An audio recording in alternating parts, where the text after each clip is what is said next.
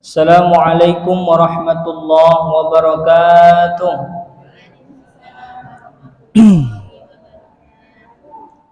Sehat Ibu? Yang penting sehat kan? Kagak yang lain. Sehat dulu dah. Alhamdulillahi rabbil alamin. Wal 'aqibatu lil muttaqin wa la 'udwana illa 'alal zalimin. Wassalatu wassalamu ala asyrafil anbiya'i wal mursalin wa ala alihi wa sahbihi rasulillahi ajma'in. Subhanaka la 'ilma lana illa ma 'allamtana innaka antal 'alimul hakim. Wala haula wala quwwata illa billahil 'aliyyil 'azim. Amma ba'd. Yang sama-sama kita hormati Ibu Ketua Pengajian Masjid Cheng Ho, yang saya hormati ibu-ibu yang masih muda maupun ibu-ibu yang tak muda lagi. Mana banyak yang muda apa yang tak muda lagi ni? Oh, banyak yang tak muda lagi ya. Ya. Kalau ada yang tak muda lagi berarti nyai-nyai tak? Ya, kalau ngaji semuanya itu yang pertama ya namanya orang tua ya, banyaklah sakitnya. Nyari tempat yang paling aman, yang ada senderannya. Nah, yang kedua, kalau ustadznya hilap dikit, kakinya dimunjurin. Nah, yang ketiga, ustadznya mulai ceramah, dia mulai tidur. Tapi bukan yang di sini, yang di luar. Yang di sini dah. Yang sini aman-aman kalau kayaknya. Itulah kalau ngaji sama orang yang tak muda lagi. Bersyukur kita kepada Allah Subhanahu wa taala dengan ucapan alhamdulillahirabbil alamin. Ibu sekalian, kita sebelum tidur maka kita mengingat Allah dengan baca doa. Kira-kira hafal tak doa sebelum tidur? Kira-kira be. Kalau ada doa hafal tak ada masalah juga lah. Ya, kalau dah hafal, dah hafal sudah ada apa dah? Ya, asal jangan dibaca suruh baca doa tidur kaget, baca punya Allah malakasum tu kan ya. Ya mana tahu kan? Ustaz saya hafal doa tidur apa? Bacalah bismillahirrahmanirrahim. Allahumma barik lana fima razaqtana. Nah, kita sebelum tidur ingat Allah. Bismika Allahumma ahya wa bismika wa amu. Bangun dari tidur ingat dengan yang membangunkan kita. Siapa? Allah Subhanahu wa taala. Alhamdulillahilladzi ahyana ba'dama amatana wa ilaihin nusyur. Kita minum, makan diawali dengan baca basmalah. Apa artinya, Bu? Artinya rezeki yang kita makan hari ini dari Allah Subhanahu wa ta'ala. Setelah makan kita baca doa.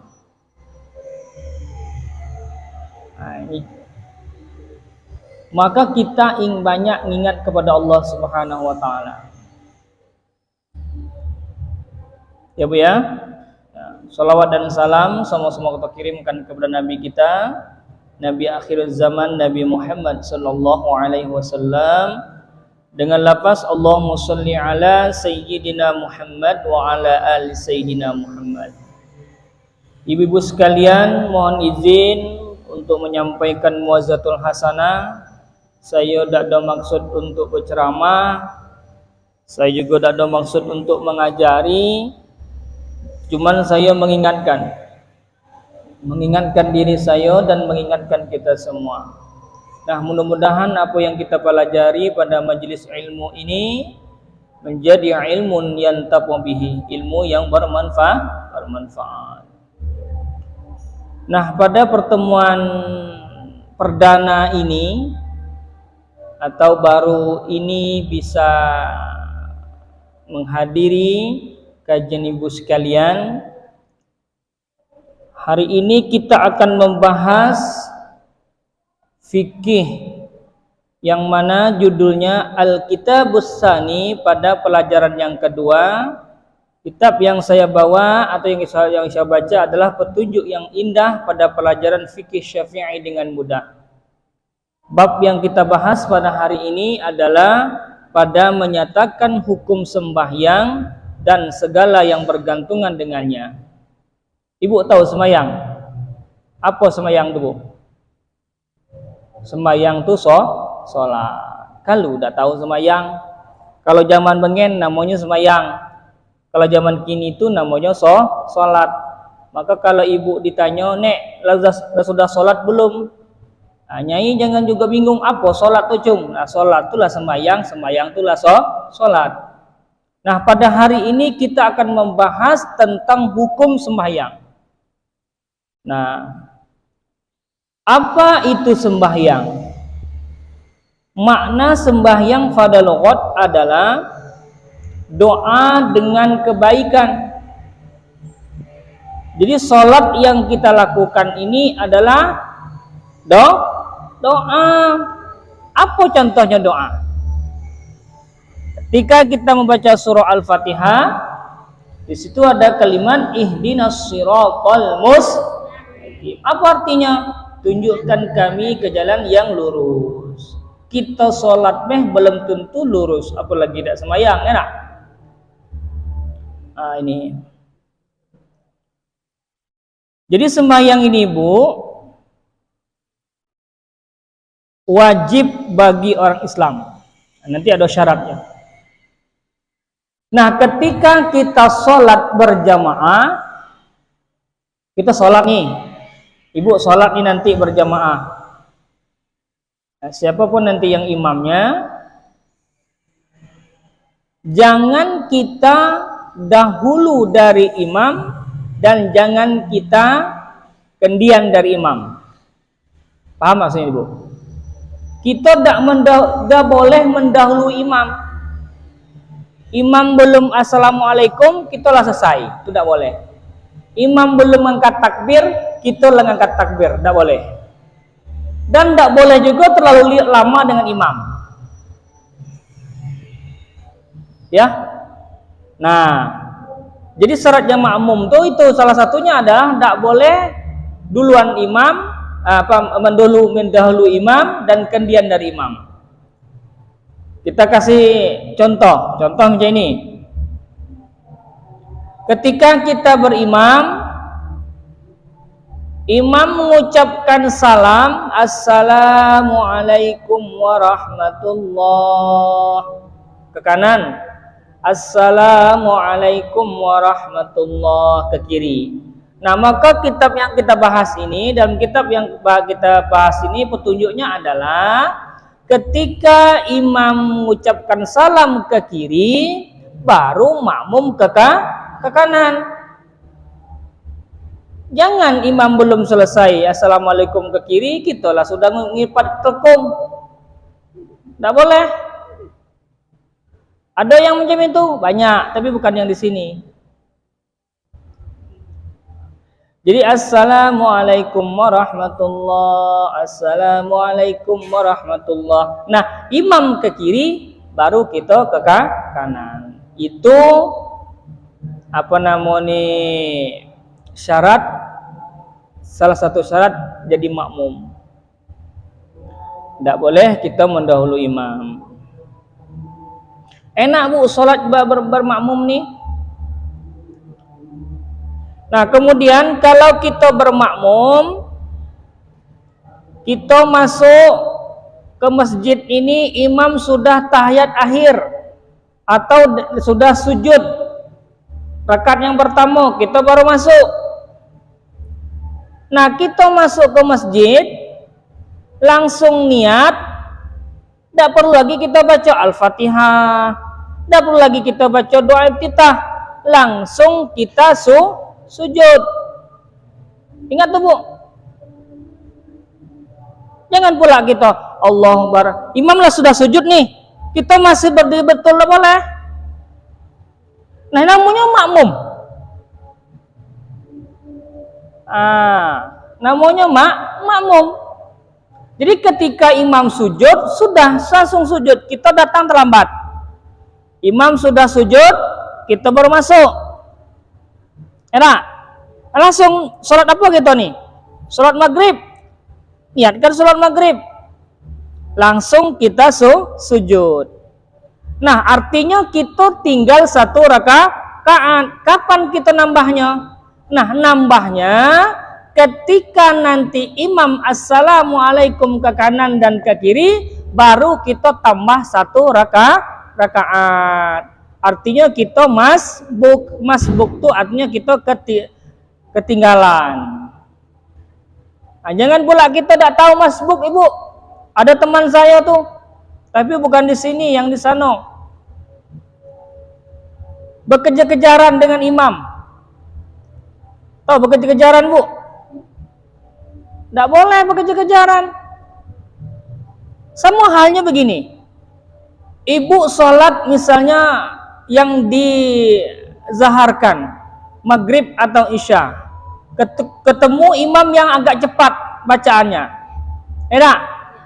Ibu baru baca iyyaka na'budu wa iyyaka nasta'in. Baru batas itu imam sudah ruku. Macam mana sikap ibu? Lanjutkan habiskan Al-Fatihah atau langsung ibu ruku? Berarti pada ibu langsung ruku. Jadi tengok-tengok, oh ini imamnya agak cepat dikit. Ini yang seringnya tarawih. Salat tarawih itu sering tuh imamnya agak cepat dikit. Maka kalau saya jadi imam tarawih, saya tidak mau cepat-cepat, tidak mau lambat, tidak mau cepat, tengah-tengah be. Maka kalau kita jadi imam, tengok dulu belakang nih. Oh, di belakang jamaahnya mak-mak, nyai-nyai, datuk-datuk, jangan kita buat ngebut. Atau bawa surah panjang-panjang. Kaget assalamualaikum kanti kalau pingsan kalau. Jadi tengok ke situasi dan kondisi. Kalau jamaahnya muda-muda galau, tidak apa-apa. Kalau nyai-nyai belum selesai baca iftitah, Allahu Akbar. Maka kalau doa iftitah itu tergantung, Bu. Kalau seandainya ibu sholat tarawih, kalau imamnya cepat, langsung yang wajibnya, be. Ya Bu ya. Berarti situasi dan kondisi.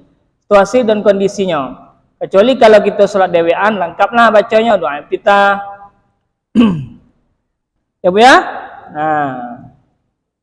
Terus saya nanya ke ibu, kalau ibu berimam sholat asar dan zuhur, ibu baca ayat apa tidak? Ibu sholat asar nih, bukan hari ini, kemarin. Sholat asar kan sir tuh, tidak dengar. Jangankan ibu belakang, saya depan tidak dengar. Ibu baca ayat apa tidak? Baca ayat itu maksudnya sudah Al-Fatihah, ibu baca surah lain apa tidak? Itu masalah saya tuh. Ayo. Baca ayat apa batas Al-Fatihah we? Apa? Baca. Nah, pertanyaan saya, kalau seandainya ibu baca Al-Fatihah, imamnya baca Inna Ataina, ibu baca Al-Kafirun, mana panjang Inna Ataina sama Al-Kafirun? Al-Kafirun panjang kan? Nah, kalau imam sudah ruku, ibu tetap menghabiskan Al-Kafirun ibu atau ibu ikut langsung imam? Ikut ruku.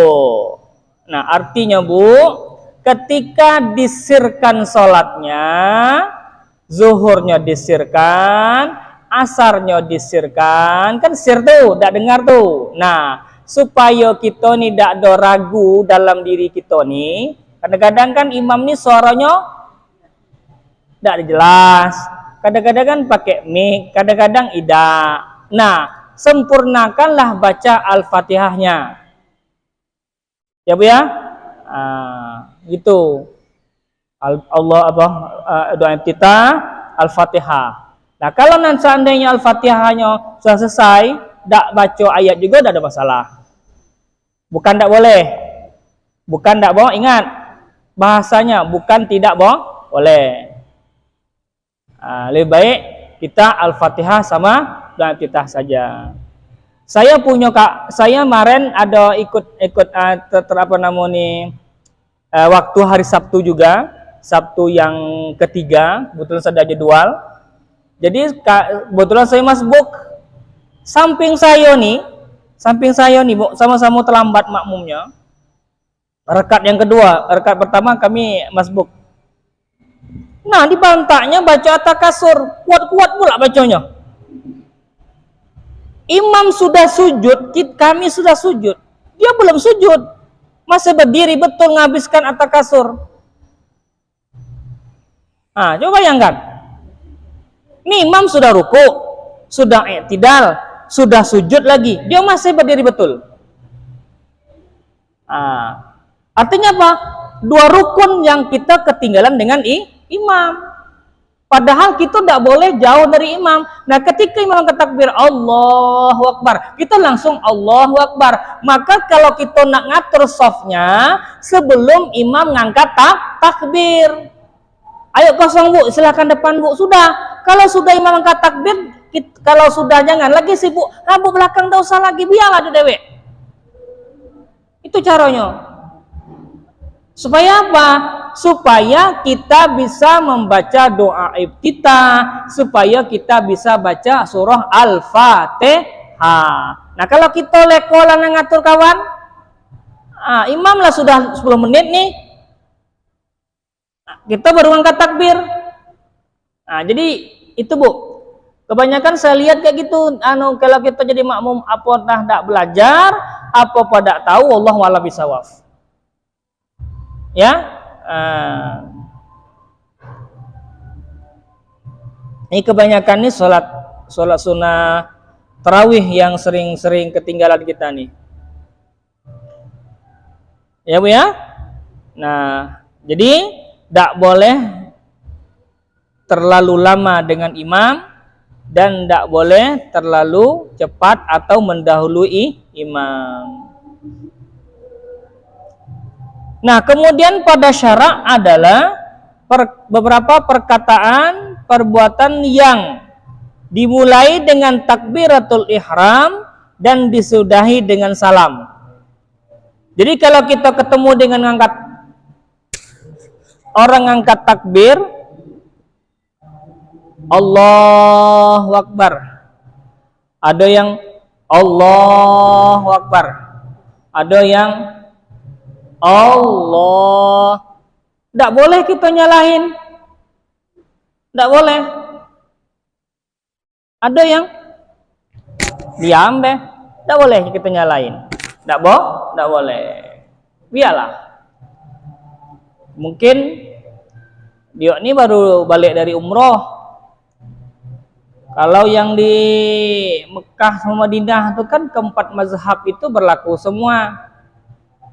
Jangan pula kita pulang dari umroh di sana tuh tidak pakai kunut, datang sholat di Changhoni tidak pakai kunut pula, curiga kawan kakek.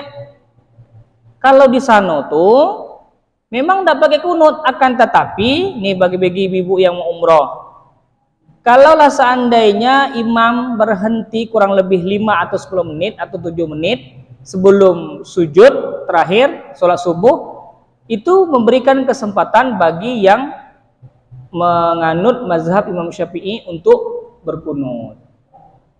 Kunut lagi kita di situ, kita dewean. Imamnya ya udah kunut, kita dewek yang kunut.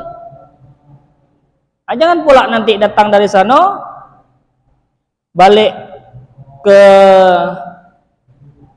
mana? Ke Jambi. Apa yang dilakukan orang sana itu kita buat ke sini. Tidak boleh. Di sana tuh Bu, kalau kita sholat orang langkai pala kita. Jangan pula kita balik lagi langkai pala kawan sembahyang, jangan. Oh bolehlah di situ juga melangkah-langkai orang, jangan. Nah, ini galak macam itu Bu, galak. Baru 5 hari di Mekah, 4 hari di Madinah, balik ke Jambi ini banyak berubah. Pala orang melangkah-langkai be, sholat nengok orang, sembahyang tak pakai kunut lagi ngapo? Oh, kaku di sana tu tak pernah pakai kunut, aku juga di sini pakai kunut. Itulah. Berarti kita kekurangan pengetahuan. Jadi kalau kita pergi ke sana, balik kita di sini sesuai apa yang kita lakukan sebelumnya.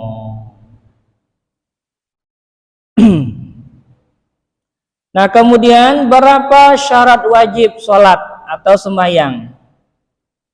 Yang pertama, Islam.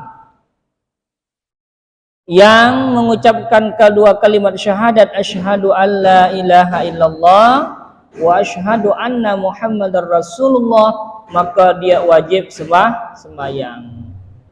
Nah, orang Islam ketika meninggalkan sholat dengan sengaja, maka nanti dosanya lebih besar ketimbang orang kafir atau orang non-muslim. Bayangkan. Nah, maka kalau kita orang Islam sembahyang, ibu di rumah, kalau masih ada suami, ingatkan, bang, azan maghrib lah dikumandang tuh, sembahyang lagi ke masjid, bang, sholat isya lagi. Kalau seandainya suami kita tidak menghiraukan apa yang kita sampaikan, tidak salah kita lagi sebagai istri. Dalam hati kita, tidak kau lah bang, ya kubur kita besok bisa-bisa juga, kau juga kena gerbuk malaikat, aku tidak. Boleh kita ingatkan suami kita, nggak masalah. Ibu jangan takut kalau hal-hal kebaikan, ingatkan saja. Jangan bahasa-bahasa yang santun. Kemudian kalau seandainya suami kita lalai, ibu juga mungkin lalai, sholat isyanya jam 12 malam. Ada yang sholat isya jam 12 malam? Ada tidak? Ada, ngaku bila, ada apa-apa dah? Ada kena marah dah. Setelah dengar muwajatul hasanah ini, jangan lagi sholat isya jam 12 malam. Saya ngasih penemuni kita berpikir. Coba kita berpikir, sholat isya itu kan jam 19.30 atau jam 7.30. Nah, dari jam 7.30 sampai jam 12 malam, jamin tak nyawa kita ni masih hidup? Jamin tidak? Tidak kan? Nah, kalau tak jamin, berarti jangan kita tunda-tunda kewajiban kita kepada Allah. Itu intinya. Ini ada pula, saya sekalian tahajud Pak Ustadz. Kata Ustadz kami di sana tu bolehlah. Pergilah ibu belajar di Ustadz di sana tu, saya bilang. Ustadz ibu sana pakai jenggot, Ustadz ibu sini tak pakai jenggot, saya bilang. Tu bedanya, saya bilang. Ya, lah jelas-jelas isya itu waktunya jam 7:30. Nah, kalau ibu bangun jam 1, itu ibu sudah sholat malam. Apa sholat malam yang kita ketahui? Tahajud, hajat, apa lagi? Taubat. Jadi yang selama ini sholat isyanya jam 12 malam, jam 1 malam setelah dengar muwazatul hasanah ini dirubah. Jangan lagi. Kenapa? Kita tidak tahu umur kita nyampe atau tidak pada jam yang biasanya kita sembahyang. Ini.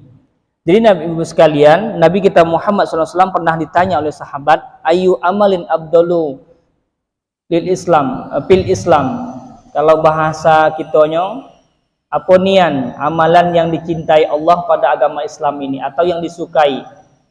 Kata Nabi, as-salatu li waqtiha. Salat tepat waktu. sholat tepat waktu. Karena kalau kita melaksanakan sholat tepat waktu, rahmat Bu. Nah, ya Bu ya. Nah, beda kalau kita lupa. Bukan unsur sengaja. Kalau kita tadi itu pertama sengajanya memang jam 12 malam itu sengaja. Dengar orang azan di Cengho, dengar orang azan di bawah, dengar orang azan di belakang, dengar kita. Tapi kita kaget lah. Jam 12 malam kaget lah. Berarti sengaja. Nah, beda kalau kita lupa atau memang kita ketiduran. Misalnya habis maghrib, habis ngaji ketiduran. Tak dengar sama sekali orang azan, tak dibanguni oleh anak kita, capek nian, terbangun jam 11 malam. Nah, ketika ibu bangun langsung semayang, berarti bukan unsur sengaja. Niatnya beda, bukan adaan lagi, kodoan. Kenapa? Dalam kitab yang kita pelajari ini, beda antara kodoan dengan keadaan itu. Adaan itu kita melaksanakan sholat tepat waktu. Maksudnya pada waktunya. Kalau kodoan itu artinya di luar waktu. Jam 11 malam itu kan ada waktu isya lagi. Cuman niatnya usolli fardal isya'i arba'a raka'atin mustaqbal kiblati kodoan lillahi ta'ala Allahu Akbar. Jangan pakai adaan lagi. Jadi adaan itu teruntuk dengan waktu yang bersamaan, waktu isya, maghrib, isya, subuh. Sedangkan kodoan itu di luar waktu. Berarti kita ngerjakan sholat ini di luar waktu isya. Nah, beda dengan yang sengaja tadi. Ada sengaja tadi banyak-banyak lagi kita bertobat. Banyak-banyak lagi kita minta ampun kepada Allah. Nah, intinya apa Ibu? Ketika kita di rumah suami kita misalnya mengizinkan kita sholat di masjid atau bareng dengan suami kita di rumah tidak ada suami, sholat dah di masjid. Sholat di masjid. Oh Pak Ustadz, ada guru kami bilang sana tidak boleh sholat di masjid. Memang dulu ada memang Nabi mengatakan lebih baik perempuan lebih baik sholat di rumah. Tapi ada kejadian ketika itu. Ada seorang wanita elok nian. Elok, putih, tinggi. Siapa yang tidak mau? Enak, orang elok. Sholat di masjid. Nah, belum nyampe ke masjid, maka perempuan tersebut diculik oleh orang kafir Quraisy. Nah, bahkan diperkosa. Nah, terdengarlah berita ini kepada Rasulullah SAW. Maka ketika itu Nabi mengatakan wanita lebih baik sholat di rumah, lebih baik sholat di rumah. Apa alasannya? Takut karena culik, takut karena diculik. Sekarang pertanyaannya, kalau ibu-ibu sholat di masjid nih, siapa yang nak nyulik ibu tuh? Kira-kira ada tidak? Hah? Ada tidak kira-kira be? Kalau ada yang nak nyulik, berarti perlu dipertanyakan. Kecuali ibu semayang bawa emas sekepok, saya yang nyulik ibu. Ambil emas sampai orang ngidak. Itu ya Bu ya. Jadi tidak ada alasan lagi kita tidak melaksanakan ibadah di rumah Allah. Apa nak nunggu orang lain yang bawa kita ke masjid rame-rame nyemayangkan? Kan gitu. Maka dalam kehidupan kita ini Ibu sekalian, ketika kita melakukan kebaikan maka hasilnya juga baik. Kalau ibu banyak bantu orang, maka nanti orang akan bantu ibu. Itu intinya. Ibu itu sudah lumrah itu. Ketika orang itu tersebut tidak membantu orang, maka orang nggak mau juga bantu. Maka kalau ibu bantu orang, maka dengan izin Allah orang akan membantu ibu. Ya? Nah, jadi ada sebuah cerita real Bu. Kenyataannya real. Saya ditelepon oleh dulu kan saya tinggal di Simpang Kawat dulu, di telepon minta nyolatkan jenazah. Pak Ustadz, nanti jam 9 ke masjid ya. Ngapain saya bilang? Ada orang meninggal. Oke. Maaf ngomong Bu, sampai di sana udah kati orang. Boleh dihitung, orang tuh boleh dihitung gitu nah. Jadi kalau sekok duo itu berarti udah kati orang. Enak. Saya tanya, apa dikitnya orang nih? Apa kata ketua RT-nya? Pak Ustadz, almarhum kau dulu, orang meninggal, dengan orang meninggal dia gawe dia lah. Udah pernah nengok orang meninggal, inilah buktinya.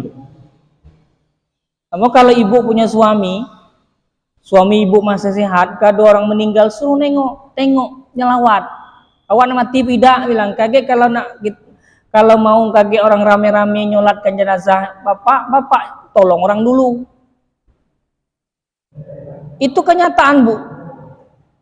Cuman 10 orang yang nyolatin jenazah tuh. Coba bayangkan.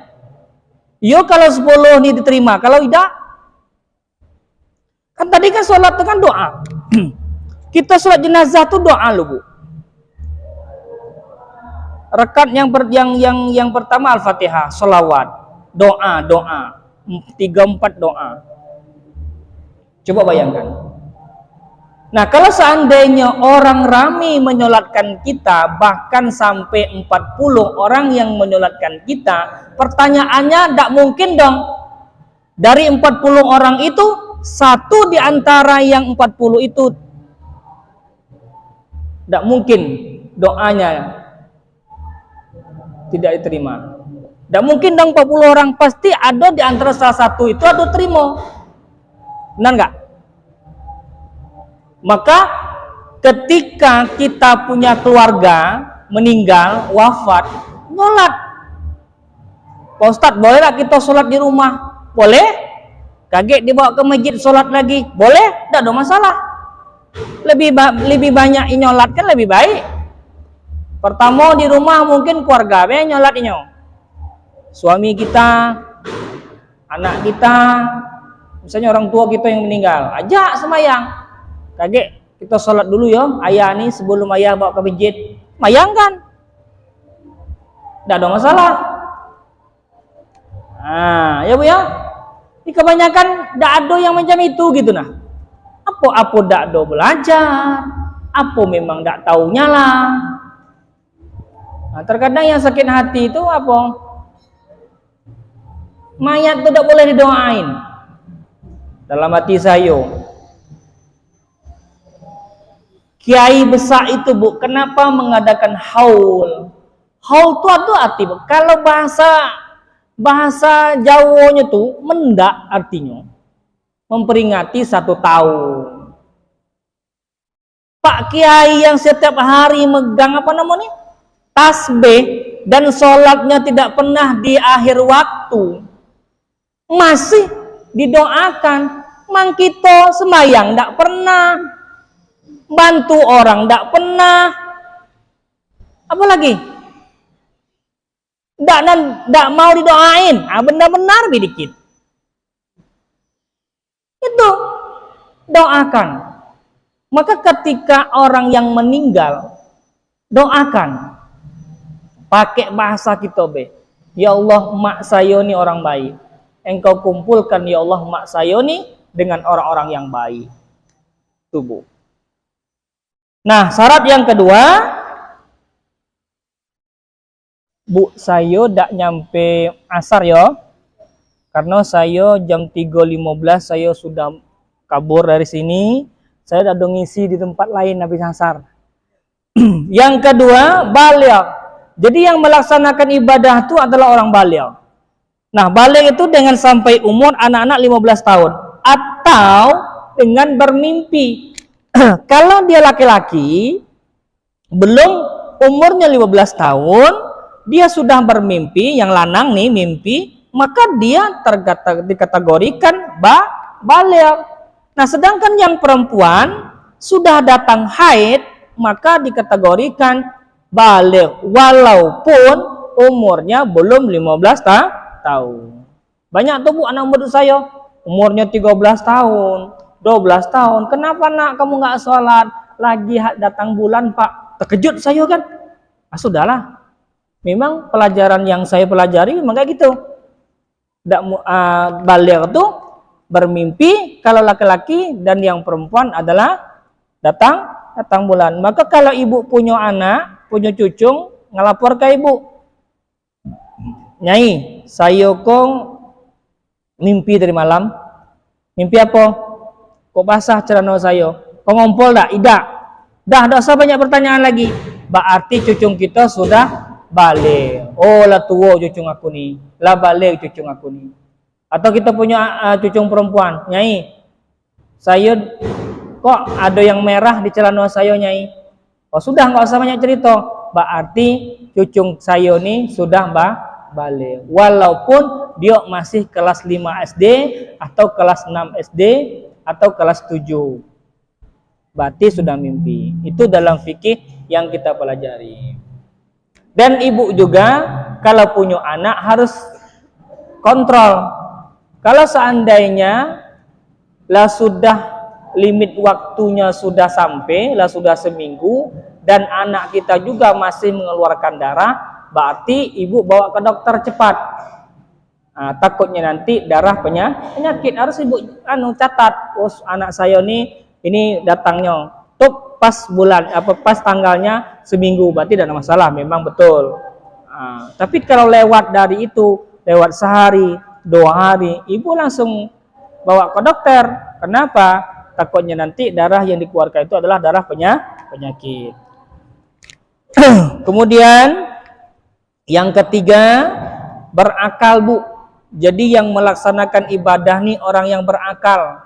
Orang yang gila, mabuk, stres itu tidak wajib sembahyang. Ada dekat rumah saya tuh, tapi sebelum corona Bu, 2019, pas awal corona, sembahyang. Nah sembahyang di masjid tuh Bu, imam belum ruku, dia sudah ruku duluan. Imam sujud, dia berdiri betul. Imam baru rakaat yang kedua, dia lah balik, lah selesai sembahyang. Nah itu kalau orang gila sembahyang. Boleh tak kita negur? Jangan. Kalau ibu ketemu orang gila, ibu jangan ngajak bercakap. Atau apalagi bertengkar. Mau kalau orang yang bertengkar dengan orang gila, bukan orang gila tuh yang gila, yang bercakap pun yang gila. Kira, iya nian. Mau kalau ibu, kalau ketemu orang yang agak kurang, jangan ibu ladenin. Cobalah ke ibu ladenin. Ibu Saro, padeklah dia yang gitu. Mau kalau ada ibu-ibu bertengkar, ngoceh-ngoceh tinggali be, lantak kau lah, ngoceh-ngoceh lah bilang. Oh salah denin. Karena kalau orang yang ngoceh-ngoceh itu adalah dia sudah tidak terkontrol lagi emosinya. Yang dikendalikan emosi itu bukan dia, itu syaitan. Maka hati-hati kalau kita dalam keadaan bertengkar. Ya. Nah, jadi ibu sekalian.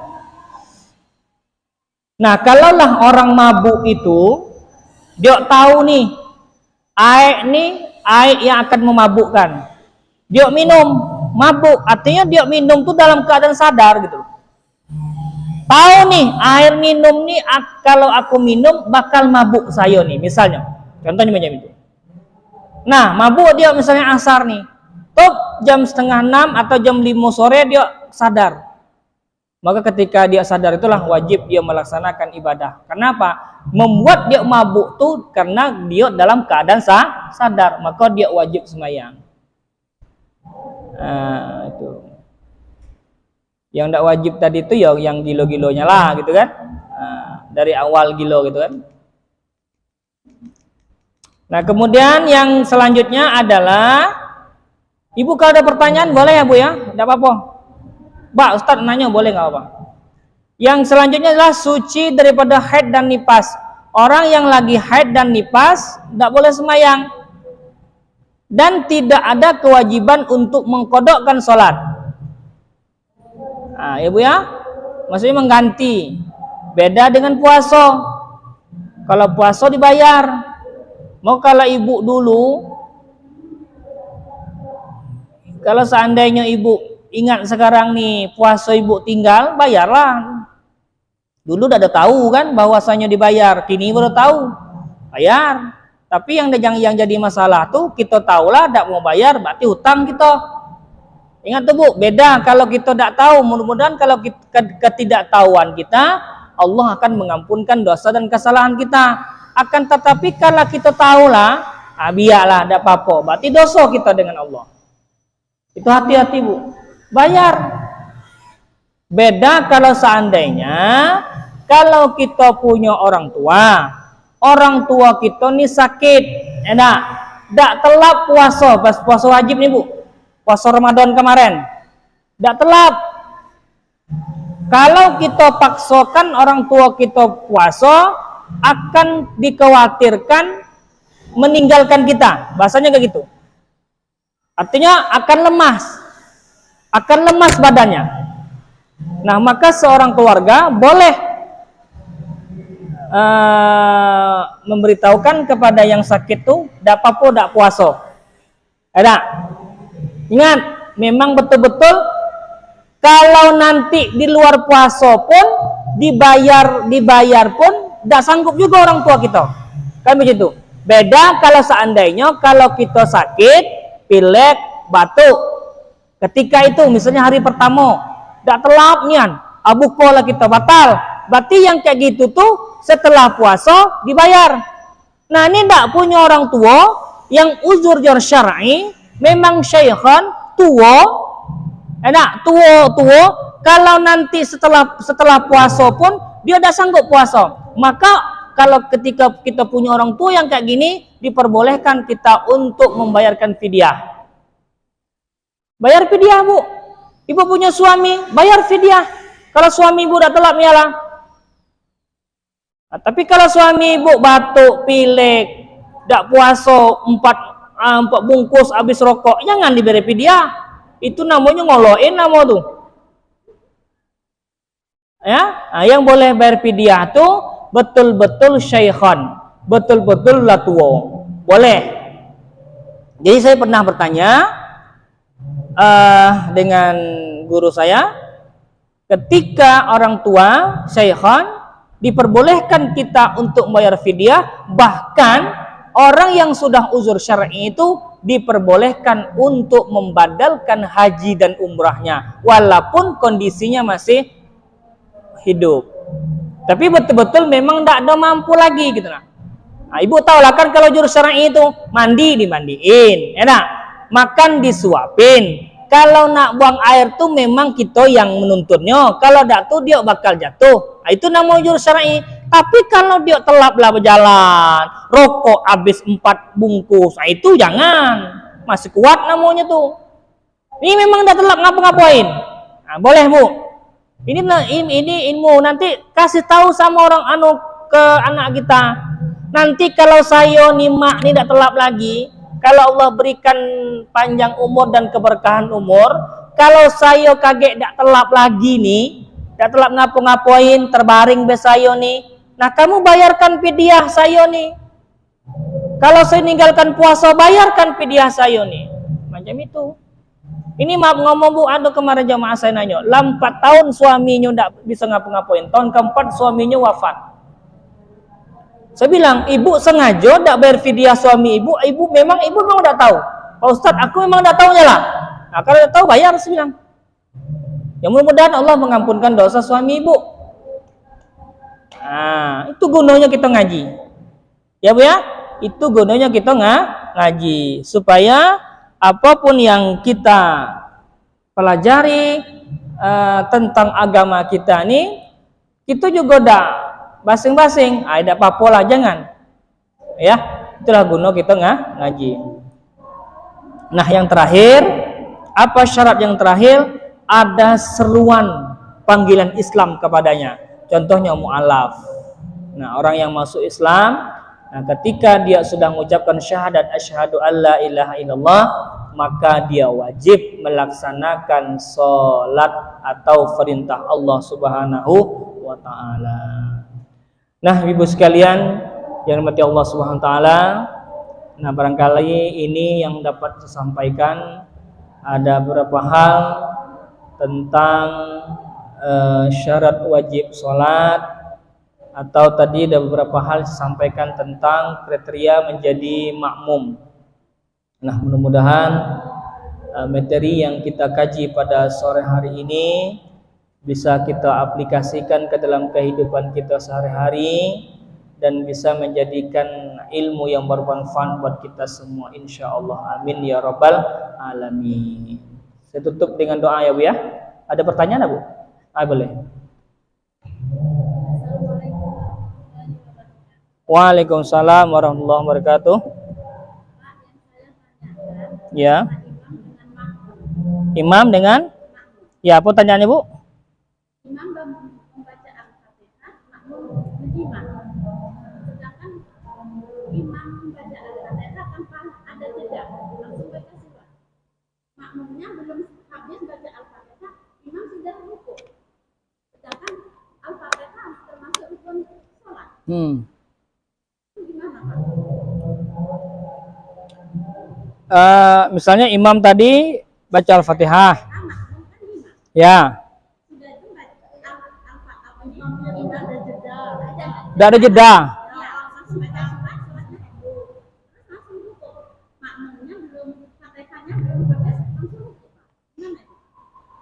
Nah, maka kalau kita jadi imam, ya dak.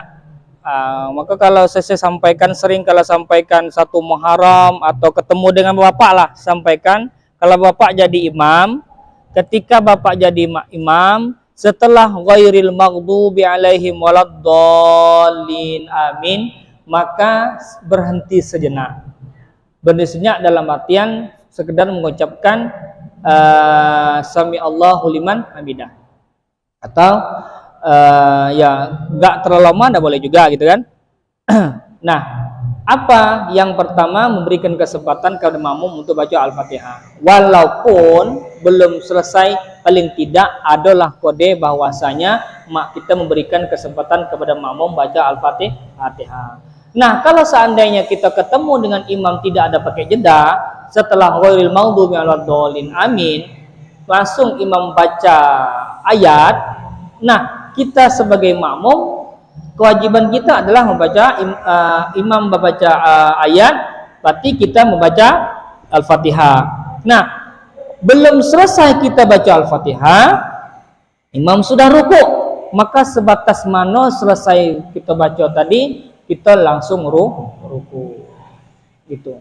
Langsung rukuk saja. Walaupun sebatas iyyaka na'budu wa iyyaka nasta'in, imam sudah rukuk, maka kita langsung rukuk. Kenapa? Karena posisi kita adalah makmuman lillahi ta'ala. Oke, Ibu sekalian, mudah-mudahan bermanfaat. Mari sama-sama kita berdoa. A'udzubillahi minasyaitonirrajim. Bismillahirrahmanirrahim. Alhamdulillahirabbil alamin, wassalatu wassalamu ala asyrofil anbiya'il mursalin wa ala alihi wa sahbihi rasulillahi ajma'in. Subhanaka la ilma lana illa ma 'allamtana innaka antal alimul hakim. Wala haula wala quwwata illa billahil aliyyil azim. Hamdal syakirin, hamdal zakirin, hamdal na'imin, hamdan yuwafi ni'amahu wa yukafi mazidah. Ya Rabbana lakal hamdu lakal syukru kama yanbaghi li jalali qadri wa sultanik. Allahumma shalli ala sayyidina Muhammad wa ala ali sayyidina Muhammad. Allahumma ighfir lana dzunubana wa liwalidina warhamhuma kama rabbawna shighara. ولجميع المسلمين والمسلمات والمؤمنين والمؤمنات الأحياء منهم والأموات إنك سميع قريب مجيب الدعوات ويا قاضي الحاجات. ربنا آتنا في الدنيا حسنة وفي الآخرة حسنة وقنا عذاب النار والحمد لله رب العالمين. تقبل الله منكم منا ومنكم تقبل ya karim. Terima kasih Belambun, mohon maaf ada salah khilafnya. Mudah-mudahan lain kesempatan Allah pertemukan kita lagi. Kita lanjut materi kita tentang syarat sah salat. Terima kasih. Wallahu muwaffiq ila aqwamit thoriq bila bisabil haq. Wassalamualaikum warahmatullahi wabarakatuh.